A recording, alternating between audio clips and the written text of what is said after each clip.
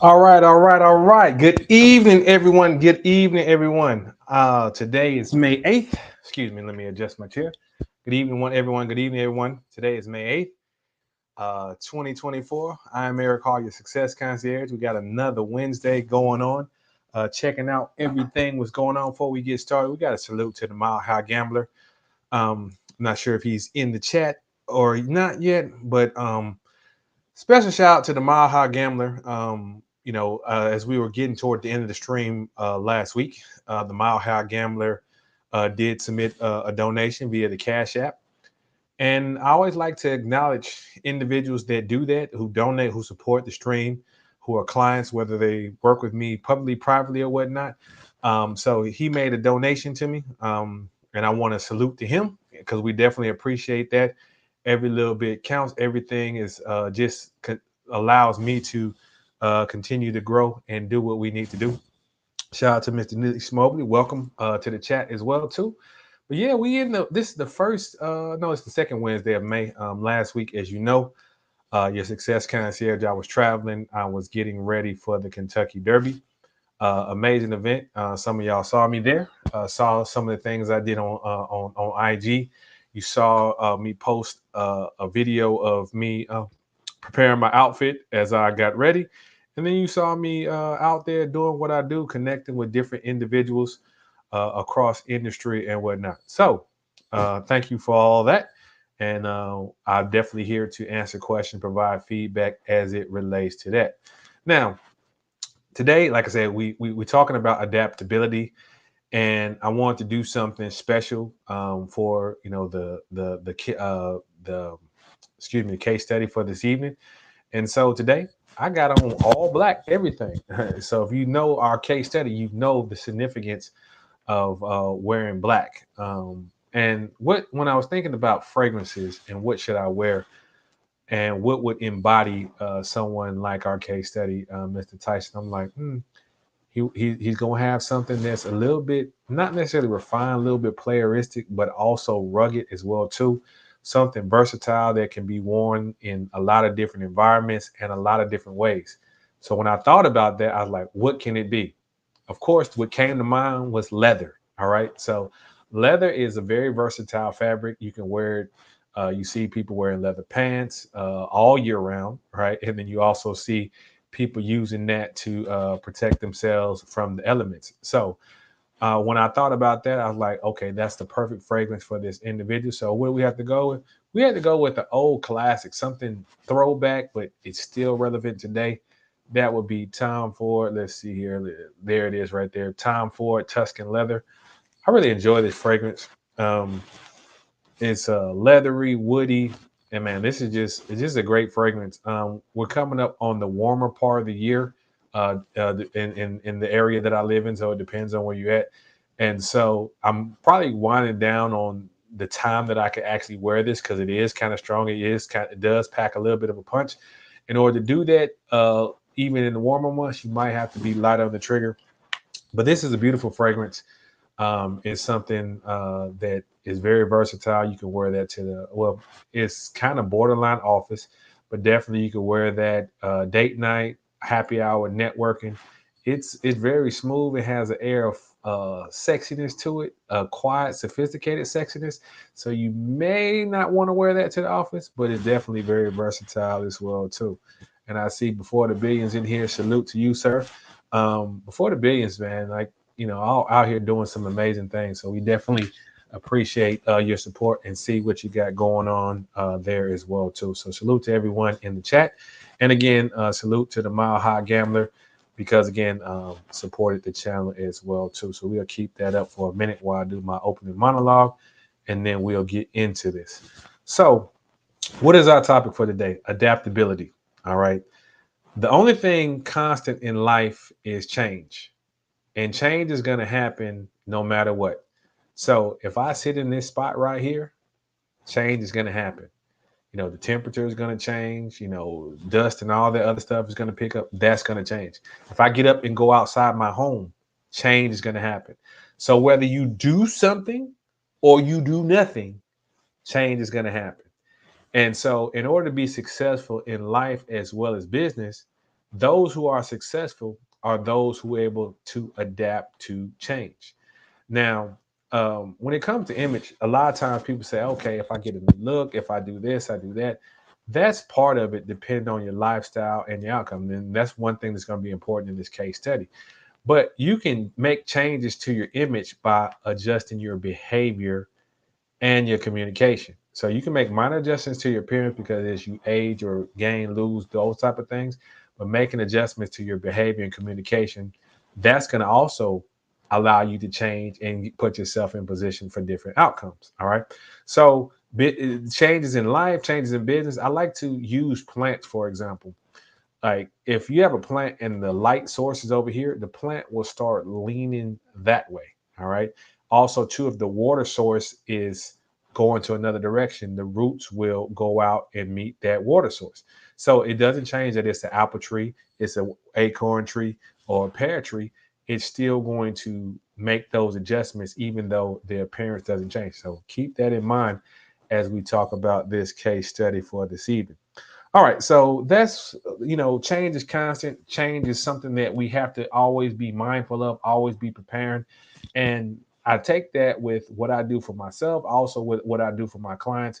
I'm constantly learning. I'm constantly sharpening my iron. I'm constantly getting up new information. You see me out here, not just talking on YouTube. You see me on Instagram. You see me out in the field, actually interacting and making things happen, because I want to make sure that I put you in position to achieve your desired outcomes. So how do I do that? I do that by constantly learning, constantly growing, and constantly improving. And I thank y'all for going on the journey here with me. So we're going to go ahead and get started. Let me see here. Let's go to the chat. Let me take a sip of this water, and then we're going to dive right into it. It's starting to get warm, so brother, get a little bit parched in here. And I know someone commented last time, and I noticed that after the stream, for some reason, my screen share was not changing or sharing properly. So I'm going to go ahead and get this started, and we'll see. And if there's an issue or a challenge, we will go ahead and fix that. So let's do this here. All right. And so let me change my banner right quick. All right. We're going to go back to that shortly. And then put the Cash App out there for anyone who wants to email me their questions before we get to that section, or Cash App the questions, or you can put those in the chat as well too. So let's go ahead and jump over here to our case study, what we have here. All right.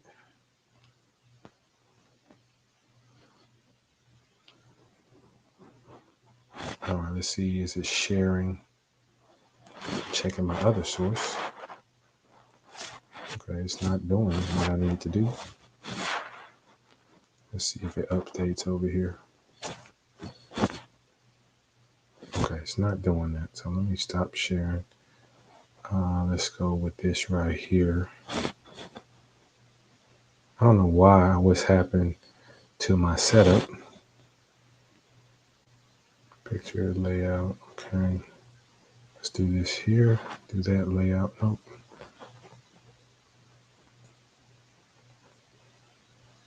All right, now let's try the share.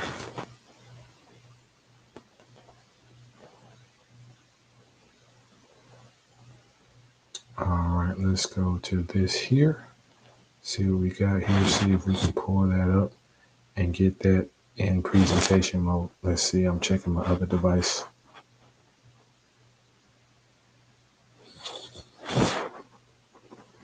Let's see if there's a delay.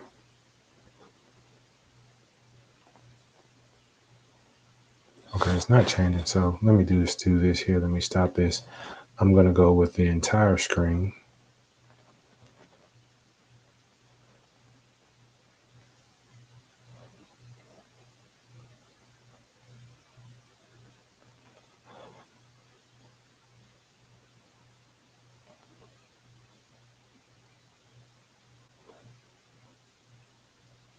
Yeah, we can do that.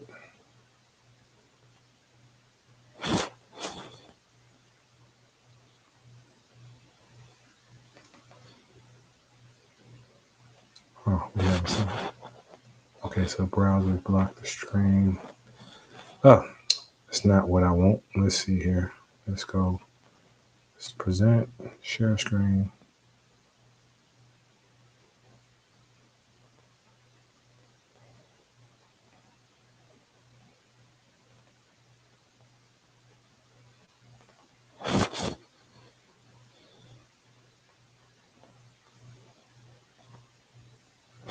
We're going to go to presentation mode. All right, so for some reason, it's not going to do that, but we're not going to let that stop what we're doing over here. The show must go on. I will figure out what's going on with that with my PowerPoint. We're just going to go ahead and get into this. The show must go on. So, image adaptability case study on Mike Tyson. All right, let's get into this. All right, so let me see if I can do this right here. I go from that and I go to this view here. See if that helps, or if it just does that. Okay.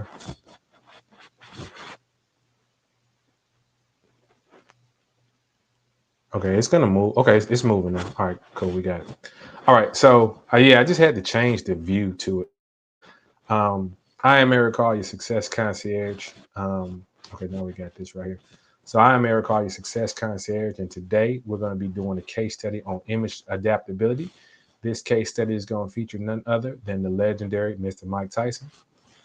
So let's get started. So we talked about the importance of change, and I want to really highlight that as it relates to Mike Tyson. He's someone who's had a very public life, and he's had some ups and downs that have been very public.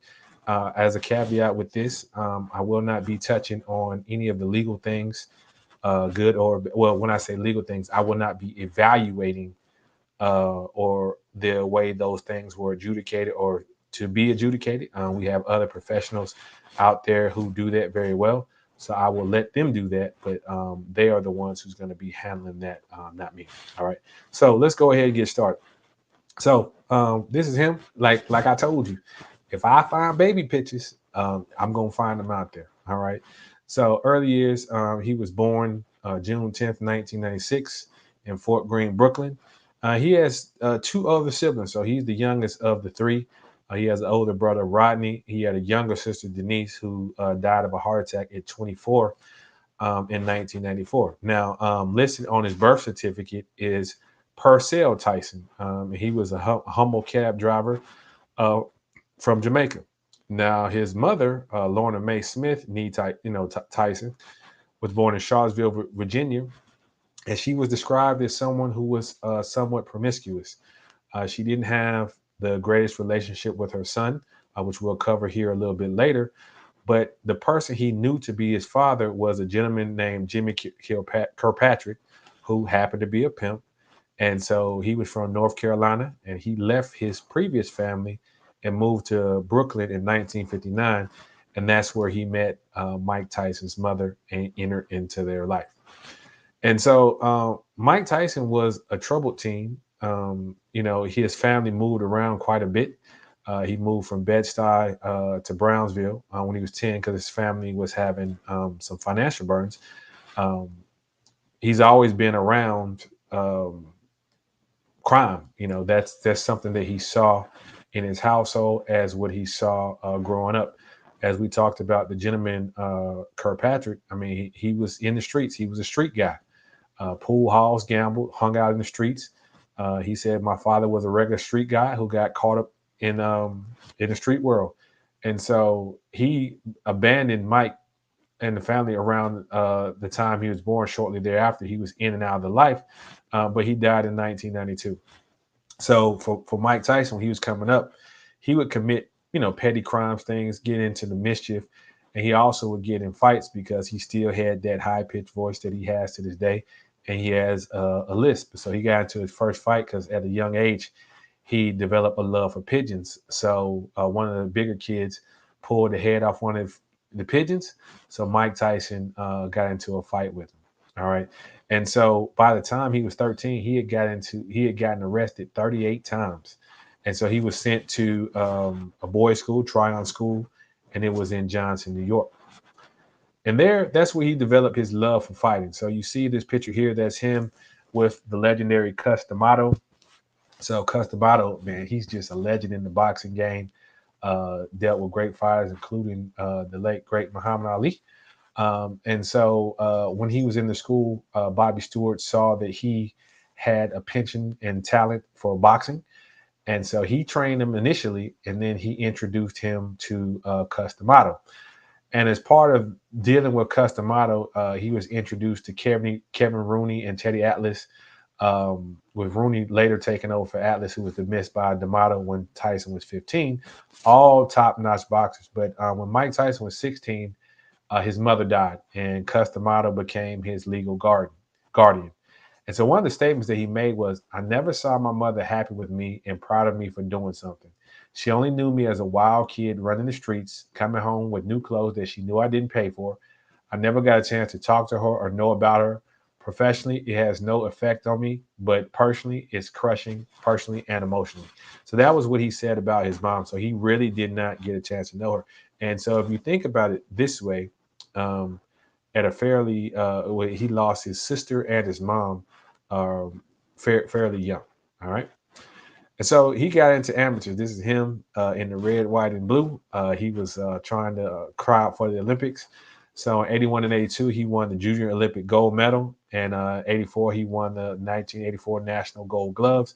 Now, it was a gentleman, Henry Tillman, who actually beat Tyson when they were amateur 2 times. And he kind of trash talked him. And Tillman went on to win the gold medal in the Olympics. But those two would meet later on in life. And so, as we were talking about adaptability, as we're getting started with this, he's having to adapt to different environments, different households, different things in order to survive and to do well in what he's doing. All right. So, earlier professional career, he turned pro in March of 1985 at 18 years old, and he won via first round TKO of Hector Morales. He had 15 bouts his first year. Back in the day, boxers used to be very, very, very busy. All right, they used to fight pretty frequently, and so many of you know, whether you're young or old, you may or may Tyson has tremendous punching power. So 26 of his first 28 fights were knockouts or technical knockouts, and 16 were in the first round. And even at that young age, like just getting started, he was billed as the next great heavyweight champion. Now, as you see, he turned pro in March of 1985. In November that same year of 1985, Cus D'Amato died. And so, again, many people speculate this change was something that led to Tyson having troubles in his life as well as career, because he really viewed Cus as a father figure, someone who cared about him, someone who helped him. And so he had issues dealing with and trusting people going forward. All right. So rising up the ranks, you see him right here on the cover of Sports Illustrated, Kid Dynamite. That's what he was known as, Kid Dynamite, Iron Mike Tyson. He said, the next great heavyweight, and he's only 19 years old, already appearing on the cover of Sports Illustrated. So in February 1986, he had his first televised fight on ABC against Jesse Ferguson. He broke Jesse's nose in the fifth round, and in the sixth round, he was trying to grab and hold and keep himself in the fight, and the referee stopped the fight. Initially, they called it a DQ, but Tyson's corner wanted to say, no, that's a technical knockout, because he wanted to keep his knockout streak intact. Later that year, he fought Marvis Frazier and knocked him out in 30 seconds, unconscious. You may recognize the name, you may not, but Marvis Frazier is the son of legendary fighter Joe Frazier. All right. And so later on in 1986, he fought Jesse Ribalta, and he knocked Jesse down 3 times, second, eighth, and 10th, before the referee stopped the fight. But Jose was a beast. He was attacking the body. He took everything Tyson gave him and gave him back to it. Tyson called that the toughest fight of his time. He said, I felt nauseous from all the Ribalta's body blows. Even hours after the fight, I never felt that much general pain again. So that was even his early days attacking the body of Tyson. All right. So let's talk about the Undisputed Championship. Now, some of you may be new to boxing, so I'm going to break some of these things down just a little bit for you. So in boxing, there are multiple bodies that may have a championship. So 3 major ones are the WBC, which is the World Boxing Commission, the WBA, World Boxing Association, and the IBF, International Boxing Federation. Those are the 3 major entities. And at the time, those belts were held by 3 different individuals. So when you hear someone say this someone is the undisputed champion, that means they hold the all of the major title belts.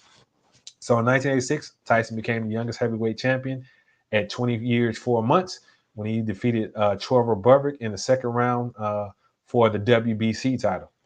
Now, that was in November 1986. March 1987, he defeated James Bone Crusher Smith by unanimous decision for the WBA title. He had a fight in between with Pinklon Thomas. And then on August 1st, 1986, he won a unanimous decision for the IBF title. And he was the first person to unite all the belts. He was the first person in the heavyweight division to do that. Now, a little bit, it's not necessarily controversial, but there was Michael Spinks. There was a title that Larry Holmes had that was vacated, and it was stripped of him. And so Michael Spinks didn't lose it in the ring, so he was considered a lineal champion. And people thought, Mike Tyson is brute force, Leon Spinks is a technician. And I remember Larry Merchant saying that, and Mike Tyson dispatched him in 91 seconds. So after that, Mike Tyson was on top of the world, relatively speaking. He had a lot of changes go on in his life. Some of you may remember the game Mike Tyson's Punch-Out. That was one of the first boxing video games that came out, a signature for him. And that fight I mentioned with Spinks, that was the largest purse in boxing history. And then in February, he married Robin Givens. That's a controversial marriage that lasted a year, but you see him with Barbara Walters. And then he got connected with Don King. So him and Don King and his previous manager, Bill Clayton, they were disputing over Tyson's contract. King, being who he is, he was able to win Tyson over, and he took over promotion for that. We already know, those who don't know, there was a fractured relationship with him. They felt like Don King was a predatory person. And then at that time as well, too, after Clayton left, he fired Kevin Rooney. And one of the outcomes of that, his head movement changed or was not as much. And then his punching discipline changed as well, too. So even though Mike Tyson had tremendous punching power, one of the things that changed from doing combinations and being disciplined, he often went for one-shot knockouts. Not like this particular title because it's called Fast and Furious, and I believe Tokyo Drift, just based on the reference of the movie. So in 1989-90, those were tough years for Tyson. He fought a couple fights in 1989. He was still not feeling like himself after the turmoil of the divorce and the things that was going on. But he fought Frank Bruno. He ended up knocking him out in the 5th round, but he stunned Tyson in the 1st round. He was getting hit more than he was used to. And then Carl Truth Williams, he knocked him out in the 1st round KO. Now, he finalized his divorce with Robin Givens, but in February of 1990, he got knocked out by Buster Douglas in the 10th round. Controversial fight. Some people talk about the count. I'll let there's experts who talk about that. But he was the 40-1 favorite, so that would have been a huge payout. I know if Mile High Gambling comes in there, he might have liked those odds and that payout if he could be on the winning side of that. All right. So Mike Tyson said, I needed that fight to make me a better person and a better fighter. So he came back, fought Donovan Razor Ruddock. He had a 7th round TKO, which was controversial because the referee stopped the fight. Ruddock felt like he was still in the fight, so there was a post-fight melee in the ring. And you see that from Tyson sometimes during that time frame. He would get into various altercations, but then he fought again, and it was unanimous decision. They lasted the entire fight, but it was already set up that he was going to fight Evander Holyfield, who had subsequently beat Buster Douglas for the title. But Tyson had the rib cage cartilage injury during training, so that fight did not happen at that particular time. So fast forward, Mike Tyson in July of 91, shortly thereafter, he was accused of SA. As those who know, we can't say those words on YouTube, but it was in crime involving a woman. So he got accused of that in Indiana. And so that was in July 91. And the trial went for about 14 days from January 26th to February 10th. He was convicted. And fascinating enough, Alan Dershowitz, you may know him as defense attorney on the Dream Team for O.J. Simpson. That would come a few years after this. But he filed an appeal on Tyson. It was a close, but one of the judges recused himself because he got into an argument with Dershowitz's wife about it. So he recused himself, and that was one of the reasons why He lost the appeal. Um, but on March 26th, Tyson was sentenced to 6 years with 4 years probation. He ended up serving just over 2 years, 2.5, 2 to 3 years. He was released on parole, but some of the things that he did, you can see right here, he has a tattoo of Arthur Ashe. That's not what you see here. That's actually Che Guevara. And then also Chairman Mao from China. And Che Guevara is from Cuba. And so, that's thought process and understanding communism. And also, too, Arthur Ashe is just a legendary tennis player. So after that, he had to come back. You see some of his funny commercials with Peter McNeely. And on March 1996, he fought Frank Bruno, and he won the WBC title. So he was champion again. He was supposed to fight Lennox Lewis for 13 million guaranteed, and this is controversial with him and Bruce Seldon. But Lennox didn't take that. He took 4 million to step aside and let Tyson fight Bruce Seldon, who held one of the other titles. And in that fight, it was a first round knockout. And some people said Seldon took a dive, which he denied. But one thing you may or may not know, you see Tupac Shakur in the picture with here. Tupac and Tyson became friends. And one of the things Tyson was saying, that this is after pretty, he's like, yeah, I was telling Tupac to calm down, be easy, do a lot of different things. But this is the particular fight that that Tupac was at on the night he was initially shot. It was after this particular fight. And Tyson does harbor some guilt around that about, not having him with him or whatnot, but because they were friends as well, too. All right. And if you hear the song I Ain't Mad at You, a lot of those references are to Mike Tyson. All right. So finally, he gets to fight Evander Holyfield. So this is November 1996. I remember this very well. And so Holyfield was the underdog in this fight. He had just come back to boxing. I think he had 4 fights because earlier he had lost, a few years earlier, he had lost to Michael Moore, who would then lose to George Foreman. Yeah, the same guy who does the grills, that George Foreman. And so he was an underdog over Mike Tyson. So Holyfield, he wins when in the 11th round on TKO after a fight stoppage. And one of the controversies was headbutts. They said it was incidental. Tyson said it was intentional. But that was what Mitch Halpern would call the fight for. And there was another melee, and they actually had to escort Halpern out of the ring. So there was a rematch scheduled just under a year later. And Halpern was supposed to fight the referee to fight again, but they weren't having that. And so they had the great Mills Lane. He was refereeing the fight. He replaced him. And Tyson was to get 30 million. Holyfield was to get 35. But as you see right here from the picture, that is the fight where Tyson bit Holyfield. And as a result of that, Tyson got $3 million of his purse withheld. He had a $3 million fine, and he was suspended by the Nevada State Athletic Commission until October 1998. Now, what does that mean? So in the boxing world, a lot of states will uphold other suspensions. So Tyson essentially couldn't get a fight in the U.S. We saw that similar with Muhammad Ali many years back. He couldn't get a fight, so he was doing some other things like wrestling. So Tyson had a lot of legal issues and controversies, like even after that initial publicly, and there's probably some other ones that have gone on as well too.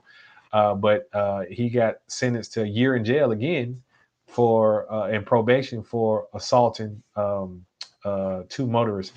I know it says served 9 years. It's 9 months that he served of that year.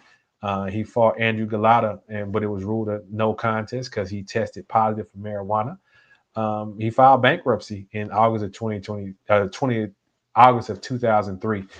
He was 23 million debt after making over 300 million in his career. And then in 2007, he pleaded guilty to drug possession. So Mike Tyson had a drug problem. He admitted to using his wife and his infant urine to pass drug tests. And before he before he filed bankruptcy, he fired his staff and hired new accountants.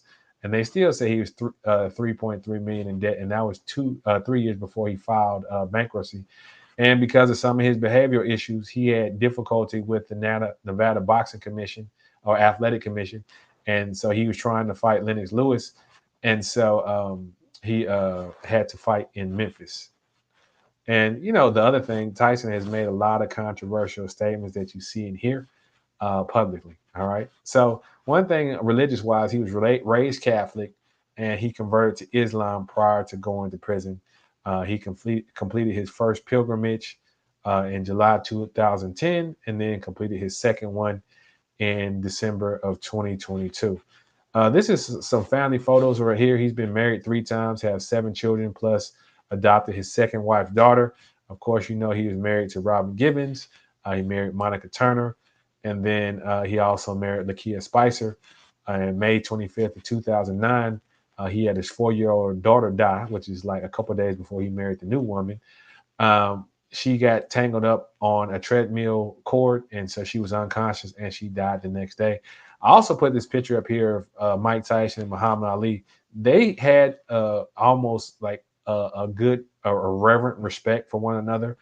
Both legends in their own mind, both very good boxers, and both would say, you know, the other one was better than the other one. So they had a lot of respect for each other.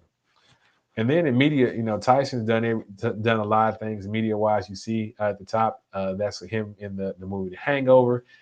He made an appearance in Rocky Balboa. I want to say um, uh, that was in 2006.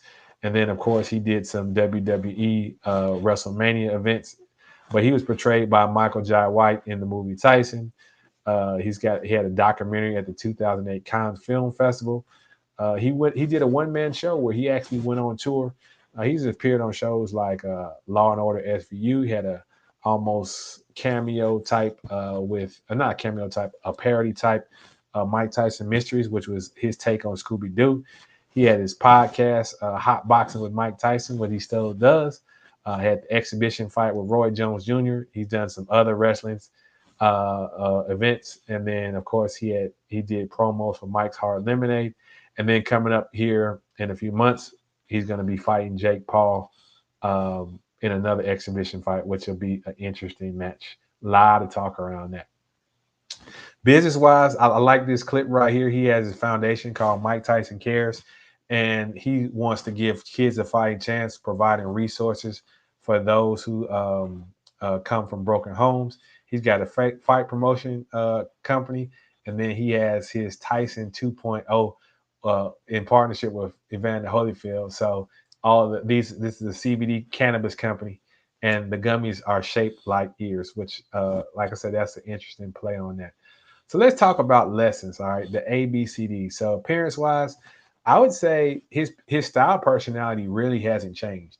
His style personality was that of a bad boy, a player, as well as someone who was somewhat rugged. That he still does that today. He's a little bit more controlled, more age appropriate. He's not doing as much train. Well, he's training now, but he's not doing as much like we had the actual camps where he was doing that consistently throughout the year. You'll see him now. He still dresses well. He still has that player style, but sometimes you'll see him and just dealing with his pigeons and and the outfits of that collared shirts, just doing his work. So he has that rugged type, and that actually suits him as well too. Because when you look at that, he never had formal education or he dropped out at a young age. That's how he carried and conducted himself. So that fits very well with him. And then his appearance, his behavior. He was the intimidator and he was wild. So again, he would come and, you know, a lot of boxers you see they have the robes with the bling, the mask, all that other stuff. Now he just would be all black, black trunks, black shoes, and he just would come into the ring with a towel cut over his head. He wanted to intimidate people, and he intimidated people inside the ring as well as outside the ring. And some of that has led to how people interact with him. Well, in the past, they would, you know, do things to get him to react. And you see that to an extent now, but he's a little bit more calm, a little bit more introspective, more playful, laid back as well too. All right. Back then, he was unfiltered. You know, he told Lennox Lewis, "I wanted to eat your children." He used to say a lot of different things to different people. I've seen him go on TV shows, and true enough, maybe felt like the person had asked him some inappropriate questions. but he did fire back with that, and he did leave some things that expletive rated tirades.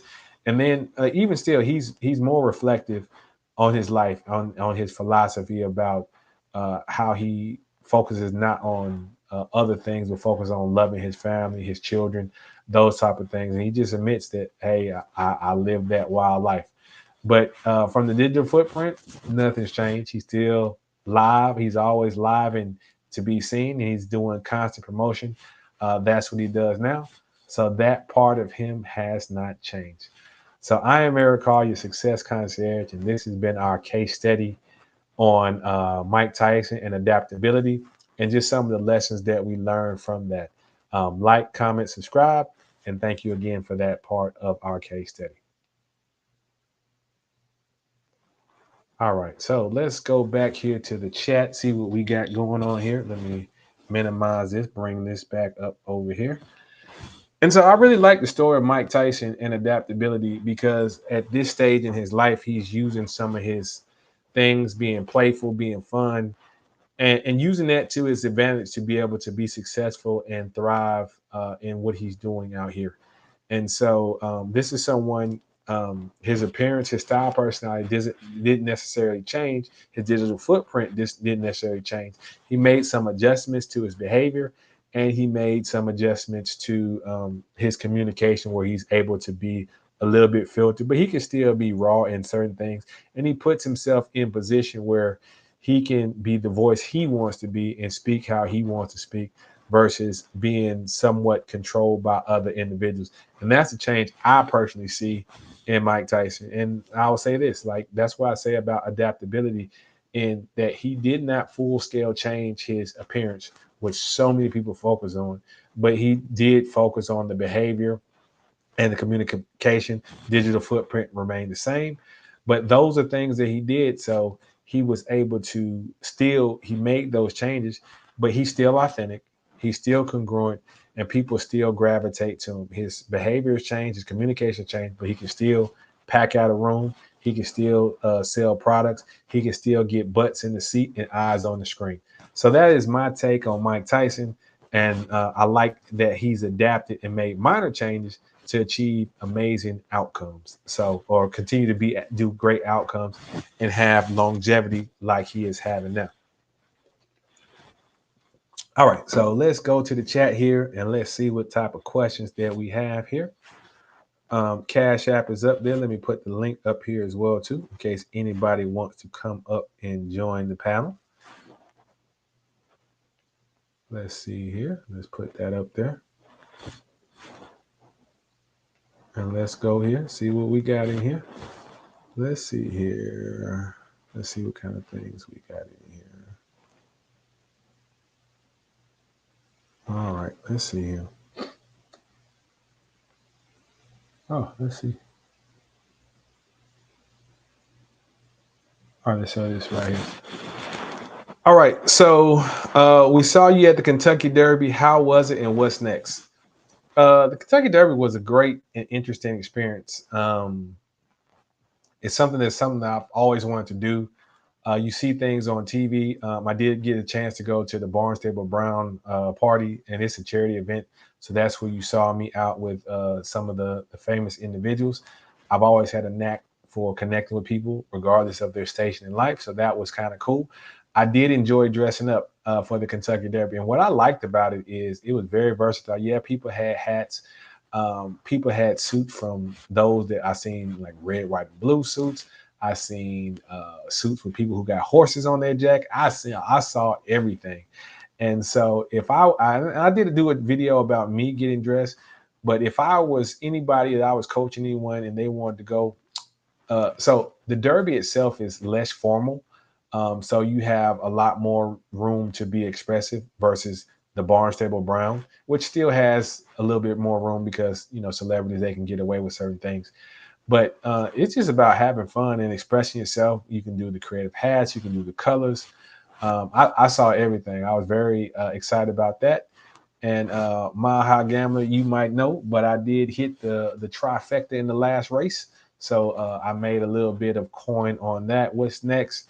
Sporting wise, maybe the Daytona 500. That's something that my father, he's very big into auto racing, and may check that out, or some maybe NBA playoffs, because that's going on as well too.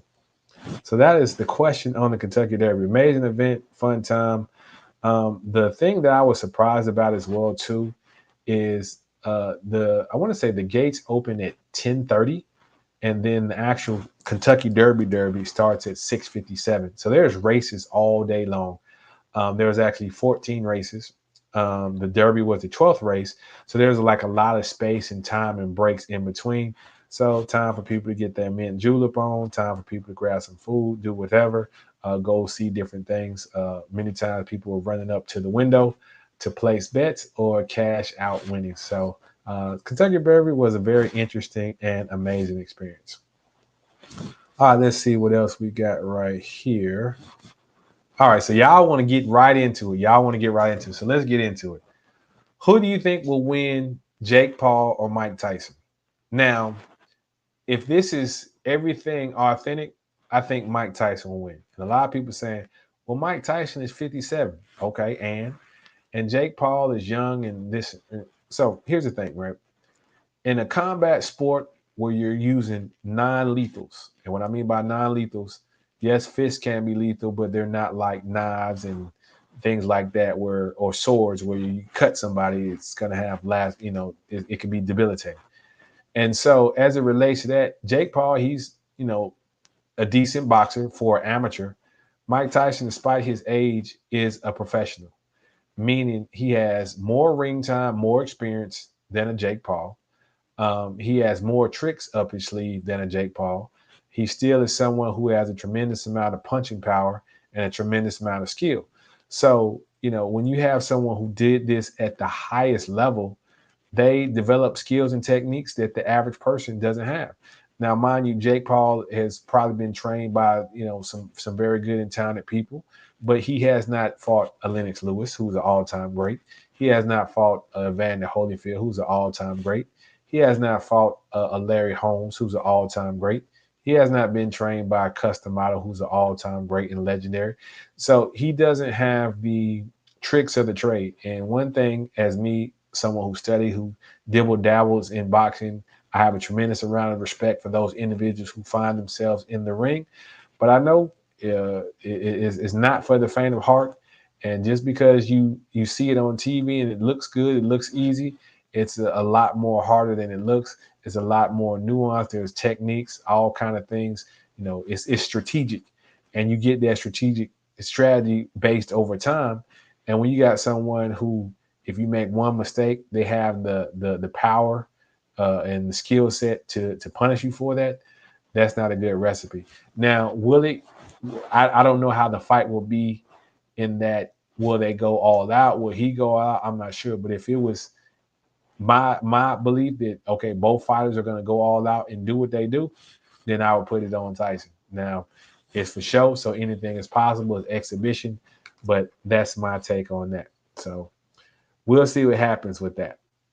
All right. All right. Let's see what the next question is. All right. Uh, I'm on a budget. How do I maximize the clothes in my closet? This right here, this is like one of my favorite questions because I get asked this all the time from clients. Because again, when you come to me, you come to there's a fee associated with that, and then also too, you may want to do some upgrades or enhancements to your wardrobe. And so my approach is this: like, I like to reuse as much of things that you have already. So that's why we do what I call the closet audit. And in that, we see what you have in your closet. Sometimes it just requires you to take pictures. Other times we have to try things on because, again, I always say fit over fashion. We have to make sure things fit. But we look at what you have, what's reusable, and we still apply the three rules to it. So one, where you're going to wear it to. Two, what's the message that you're going to send? And then what's the value add? Meaning, is this something that we can easily replace with something more modern? Or is it something that is in that we need to hold on to? So those are the three things that we look at. Now, when I do things with myself or with other people, I like to take one outfit and make it into 3 to 5, either by changing the top, the shirt, how it's worn, the style, such and so forth. I actually am planning on doing a video about that as well too. I'm gonna take one outfit and change the style of a couple of things on it and turn that one into 4 or 5. But what I like to do is when I make a purchase, especially a purchase that is significant, whether it's glasses, whether it's suit, shoes, such and so forth, I like to get as many uses out of it in many different ways.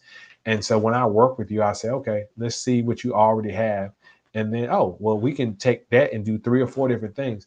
And so with that exercise I go through with my clients, we're putting together outfits that you didn't never thought of and didn't even imagine from things that you had already in your closet. So that's how I would say maximize on that. And then the other thing is take care of what you have. So if you have shoes, I tell gentlemen, use shoe trees, polish them up, polish your leather up, make sure you do in dry cleaning or washing things appropriately so they don't get damaged, hanging them up, doing little simple things to take care of your clothes. That's going to help you maximize that and put yourself in that position as well too. All right, let's see here.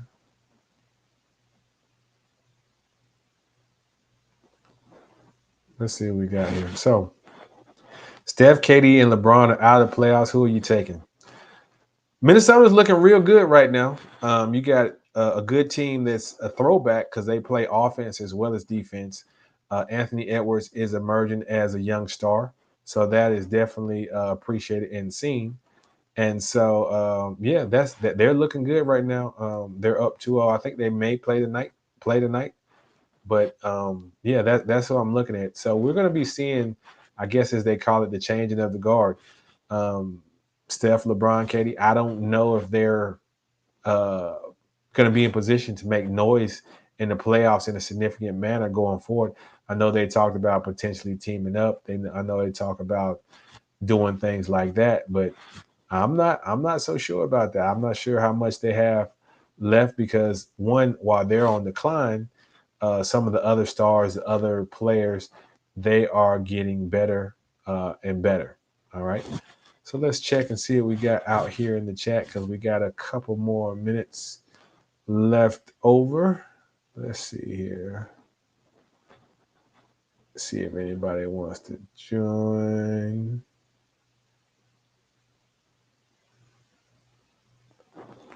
All right, let's see here. Let's get this one right here. Uh, I have a job interview coming up. How should I prepare? And so, I do coach people about career, and that includes resume writing, phone screen, as well as in person or virtual screening. And depending on your profession, and I always say you should be prepared for the interview because again, they're going to ask you questions, and you should also ask questions as well too. So I coach clients on different things that they should say and different things they should do. So if you're preparing, and I take it this is going to be a virtual interview, first things first, make sure that your technology is working. I know a lot of places allow you to be casual, but you always want to look semi-professional on the screen. Now, for gentlemen, that doesn't mean you have to wear a suit, but you can wear a sports coat with even with a t-shirt, a jacket, or button up or whatnot. But just a simple sports coat adds a level of sophistication to your outfit, even if you're not going to be full tie. And again, you're on camera, so you may be in that as well as shorts. The other thing is like look at the job description, look at some, and chances are if you've had before you do your real interview, you've had a couple phone screens or whatnot, and there are some different things that people want to ask. Now, what I find is a lot of times people are very intelligent, but they have so much information they just, I like to say, throw up on people. And what I mean by that is they talk, talk, talk, talk, talk. So one exercise I do is like, okay, we have an idea of the key questions that they're going to ask, and let's answer those in 3 to 5 sentences. Like you shouldn't be long-winded, but be prepared if they want you to elaborate. And then also too, they're going to always tell you about a time. So always have 3 stories. that can be used versatility and told in a number of different ways, so you can tell the story and get your point across effectively. And then also too, you want to master your 30-second commercial or your introduction. They're going to ask you, tell me about yourself. They don't want to know that you Billy Ray Valentine and you a Capricorn. No, they want to know, okay, who you are, how long you've been doing what you've been doing, what are some of the industries or type of projects that you worked on, and what's your areas of expertise. That's it. And it doesn't matter if you're going to be a doctor. It doesn't matter if you're going to work in tech, going to work in a call center, going to work in some other field. Those are the main components of your introduction, because they want to know who you are and why they should hire you. What do you do well for that? And that's what those are the type of things they're going to ask. And so if you haven't come up with that, then that's a time where you say, okay, let me write this out in 3 to 5 sentences. And when you look at those 3 to 5 sentences, you can see, did I cover all the points? Did I say too much? Did I ramble a little bit? And that's going to allow you to refine those type of things so you can be better at that. So those are my high level tips for preparing for interview. This is what I do. This is what I work with my clients on, so that they can go in the interview, they can be confident, they can know exactly what they need to say it precisely, concisely, and they don't want to lose the audience. So that's what I have for that right there. Let's see here. See if we got anything else. I'll just look at this one right here. All right, what are some tips for expanding my network? Well, I've done a video on networking for introverts, but it's the same. Some of those same principles apply to regular people or regular individuals. You have to identify the people who are going to, have the information or the type of connection that you want to have. If you want to network for sports, then you need to be around athletes. If you want to network for realtors, you need to be around realtors. You need to find out where these people hang out, whether it's in person or virtually, what's important to them. Because again, when you are talking to them and having a conversation, that you have to know what's important. Because I know it's networking, but they care about themselves just like you care about yourself. So it's about being able to go there, talk to them, and be able to add value to whatever it is that they're doing. And just target these individuals, target these places, target what's important to them, and understand what the outcome is that you want to get from that. And then make sure you have that prepared. Make sure you look and talk the part, and then you ready to do business, commerce, and connect. That's what I got there. So let's see what else we got here. We don't have any more questions that we're gonna answer because we're coming up on time.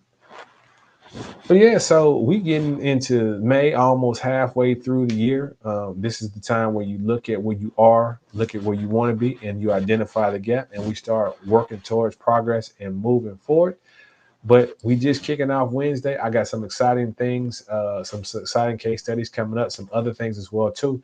I didn't get to answer some of the business questions because I know that's very, very important. So people are asking me about that because I work with a lot of entrepreneurs as well too. But here's the deal. This is what I want to do. I want to put you in a position to make sure that you're achieving your desired outcomes. And because you only get one chance to make a first impression. And what happens if you make a bad first impression? People judge. People don't look at ways to learn something different. They look at ways to validate. And that could cost you opportunities. That could cost you business. That could cost you money. And I want to help you avoid that. So as simple as 1, 2, 3, you book a consultation. You check me out on YouTube. Check me out on Instagram. And we're going to connect. And I'm going to make sure that you have what you need so you're in position to succeed and get your desired outcomes. So you win. You win for yourself. You win for your business. And you win for your family. I am Eric Hall, your success concierge. And we are out.